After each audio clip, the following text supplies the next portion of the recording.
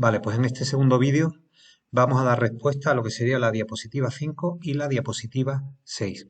Me voy a basar en el artículo 1 de los derechos humanos para justificar el por qué tenemos que analizar el concepto de libertad y el concepto de derecho.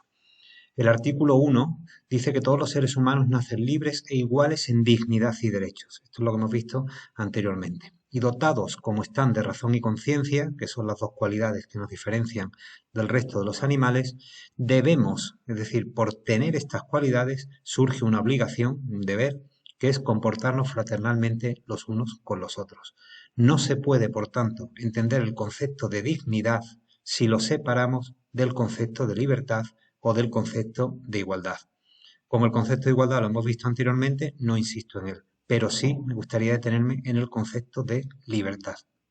Fíjate que aquí hay una definición que es la definición estándar, la habitual.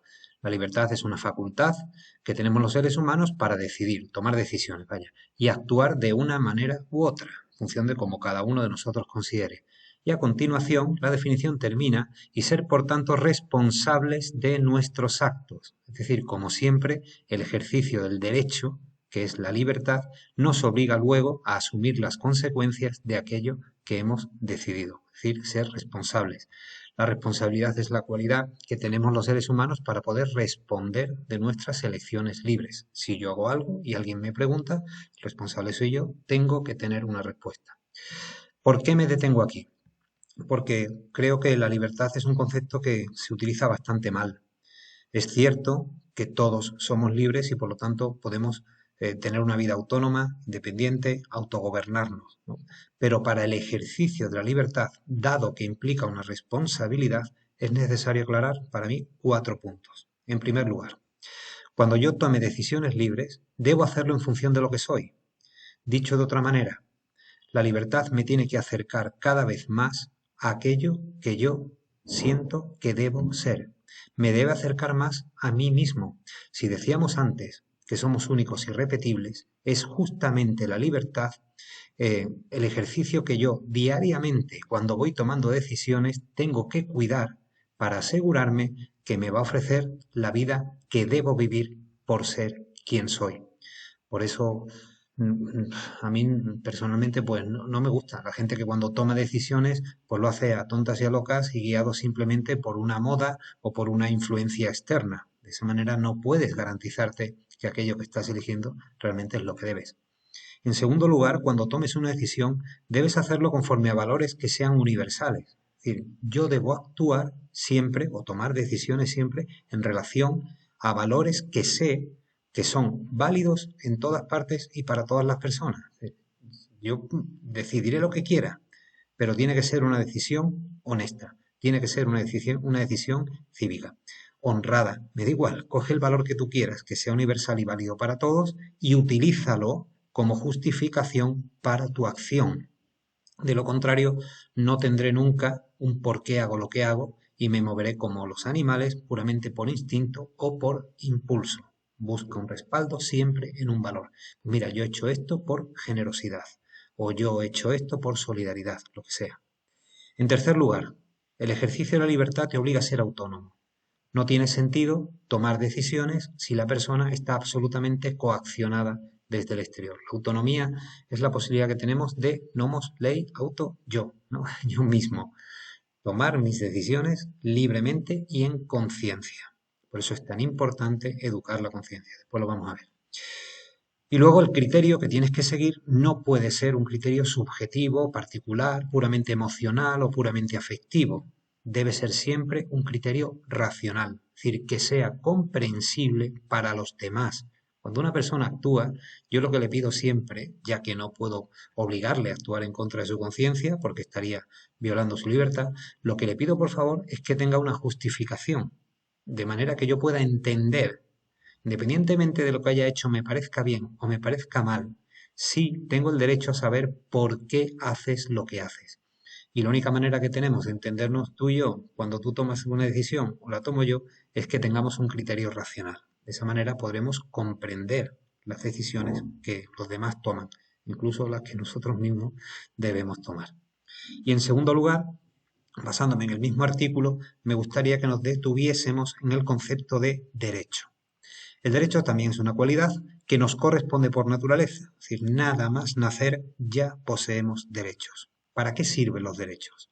Los derechos sirven para alcanzar por justicia un fin propio del hombre. Y aclaro, por justicia. Es decir, se nos debe dar lo que nos corresponda por justicia, en función de lo que hayamos hecho, en función de los criterios, por ejemplo, legales o puramente racionales en los que nos movemos en nuestra cultura. Hay cosas que sí podemos exigir, pero no podemos exigir todo aquello que se nos va ocurriendo porque nos apetece, ¿no? O porque simplemente nos da la gana o consideramos son fundamentales para vivir la vida que nos da la gana vivir. No exactamente. Ejercer un derecho significa siempre tener claro el concepto de justicia. Claro, para ejercer un derecho entenderás que es fundamental ser persona. Esto que te acabo de explicar solo es aplicable a los seres humanos, que somos los únicos que somos conscientes de que poseemos derechos. Y si yo, por justicia, tengo que reclamarle, yo qué sé, pues al Estado, ¿no? Que me garantice una asistencia sanitaria, que me garantice una seguridad, que me garantice una vivienda, lo haré si por justicia me corresponde, que en este caso, al ser un derecho fundamental, seguro lo es. Pero también por justicia podré pedirle a alguien al que le he prestado un libro que es mío, si por favor me lo puede devolver en el momento que yo considere. El ejercicio de los derechos lo que busca, por tanto, es un fin que es propio del hombre. Esta característica solo la tenemos los seres humanos, que somos los únicos que sí tenemos claro que hay cosas que son justas y cosas que son injustas. Pero, insisto, lo que es justo y lo que es injusto no dependerá de un capricho personal, sino de un criterio, que sea o bien racional o legal. Por eso he puesto aquí abajo que los derechos están por encima de las leyes positivas. Las leyes positivas, las que son propias de cada país, muchas veces no contemplan los derechos fundamentales. En España, nuestra Constitución, por ejemplo, cuando tú le echas un vistazo completo, te das cuenta de que no hay ni un solo artículo que no vaya destinado a proteger lo que son los derechos por naturaleza, los derechos esenciales. Y ninguna ley en España puede llevarse a trámite, ser publicada y obligar a los ciudadanos a cumplirla si es contraria a esos derechos fundamentales. Cada país tendrá sus leyes positivas, pero siempre teniendo en base, o sea, teniendo de base un criterio clarísimo, que es respetar los derechos fundamentales. Y bueno, si exigimos derechos, recuerda, un derecho siempre implica un deber. Es que el deber nace del respeto al derecho de los demás. O sea, si los demás tienen derecho a, yo no soy nadie para limitar ese derecho. Porque a veces estas cosas se nos olvidan. Yo tengo derecho a ser padre y ejercí ese derecho a ser padre, pero inmediatamente me surgieron un montón de obligaciones y de deberes asociadas al ejercicio de ese derecho. Tú tienes derecho a la educación, pero el que tengas derecho a la educación implica que tienes un montón de deberes, por ejemplo, el de asistir al colegio. No puedes no asistir. Todos los derechos implican deberes. Si no fuera así, no podríamos vivir en sociedad.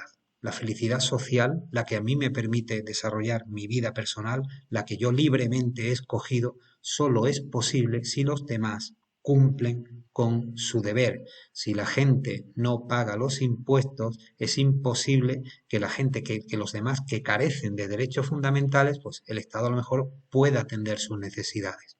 Entiende siempre, por favor, el derecho como algo que justifica la existencia del deber. O si quieres lo miras al revés. El sentido del deber me obliga a respetar los derechos de los demás.